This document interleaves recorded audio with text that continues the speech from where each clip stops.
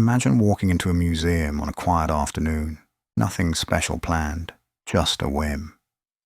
You turn a corner, and there it is, a painting that seems to move, even though it's perfectly still.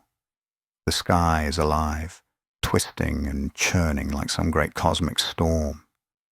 Cypress trees reach up like dark flames. A little village sleeps below, and everything is drenched in blues and yellows that feel almost violent in their intensity. You stand there, and something strange happens. You don't just look at it, you feel it breathing. That painting, of course, is Vincent Van Gogh's The Starry Night, painted in 1889, and for more than a century it has refused to leave us alone. Most of us first meet it on a poster, or a mug, or a tote bag long before we ever see the real thing. It has become the universal shorthand for art, the Mona Lisa of the troubled genius. But the more you learn about how it came to be, the more unsettling and beautiful the story gets. Vincent painted The Starry Night, not under an open Provençal sky, as people often imagine, but from inside the small, barred window of his room in an asylum. He had voluntarily checked himself into Saint-Paul-de-Moselle, a former monastery turned mental hospital, in Saint-Rémy, about a year earlier. By the spring of 1889, he had already cut off part of his ear, had been in and out of hospitals, and knew that the black moods and the terrifying hallucinations were not going away. The doctors let him paint, encouraged it even, and gave him a second room as a studio. From the first-floor window of his bedroom, he could see a walled wheat field, some olive trees, the Alpilles hills in the distance, and above everything the pre-dawn sky. He did sketches of that view in ink and reed pen, careful, almost topographical drawings. But when he came to paint the great canvas that would become The Starry Night, he abandoned almost everything he could actually see. The village in the painting isn't the real village of Saint-Rémy.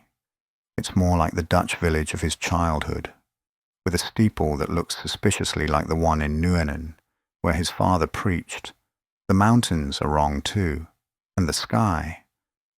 Well, the real sky over Provence is usually very still and very clear. What Vincent painted was something happening inside his head. Look closely at those spirals, those great rolling waves of energy. The entire universe seems to be turning like a Catherine wheel. 11 huge stars explode in halos of yellow and white against a cobalt, an ultramarine night. The brushstrokes are thick, almost sculptural. You can see the ridges of paint catching the light even in photographs. Vincent laid the paint on with a palette knife in places, dragging it, pressing it, worrying it into shape. He once wrote to his brother Theo that he was trying to paint the terrible passions of humanity by means of red and green. But here, it's mostly blue and yellow, the colors of night, and the colors of revelation. People often say The Starry Night is about madness. And yes, Vincent was very ill.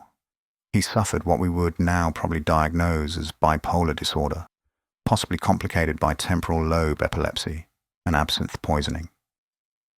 He heard voices, saw blinding lights, believed at times that he was being poisoned or that the world was ending. But madness alone doesn't explain the painting. If it were only chaos, it wouldn't hold together the way it does. There's an astonishing order beneath the turbulence. The whole composition is built on a series of sweeping S-curves that pull your eye around the canvas in one great rhythmic breath. It's almost musical. In fact, some people hear Don McLean's song Vincent when they look at it, swirling clouds in violet haze. And that's not entirely wrong. The painting has a kind of symphonic power. Vincent himself talked about the stars a lot in his letters. "Looking at the stars always makes me dream," he wrote. And in another letter, just a few weeks before he painted the Starry Night. I have a terrible need of, shall I say the word, religion. Then I go out at night to paint the stars. Religion. That word feels important. Vincent's father was a pastor. Vincent himself had tried to become a preacher before he turned to art. He knew the Bible inside out.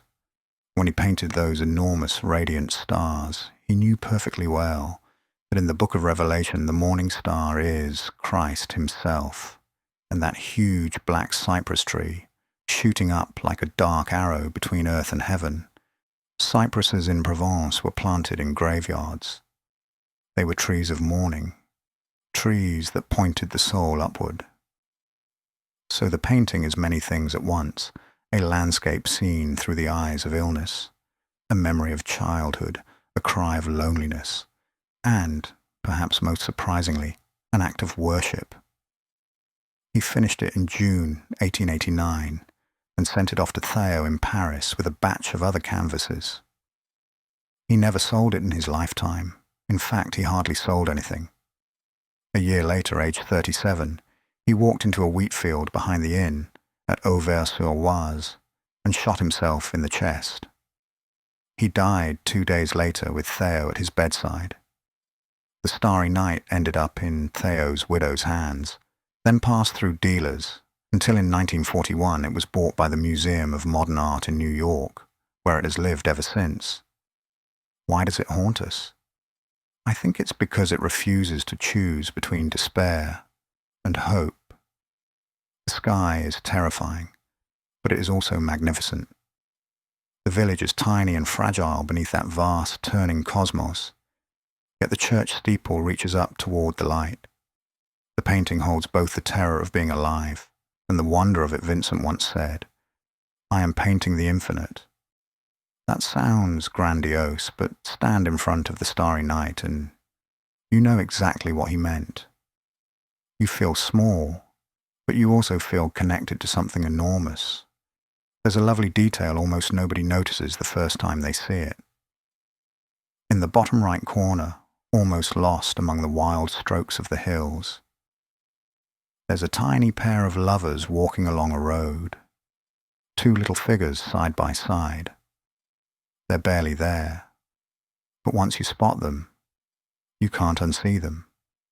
Even in the midst of all that cosmic drama, Vincent remembered tenderness. I sometimes think that's the secret of the painting's power.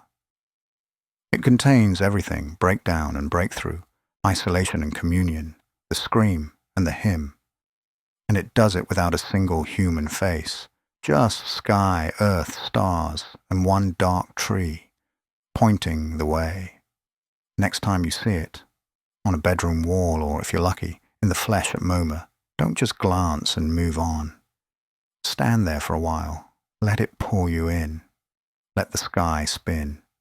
Let it do what Vincent needed it to do for him. Turn the terrible night into something radiant, because that, in the end, is what great art can still do, even now, even for us.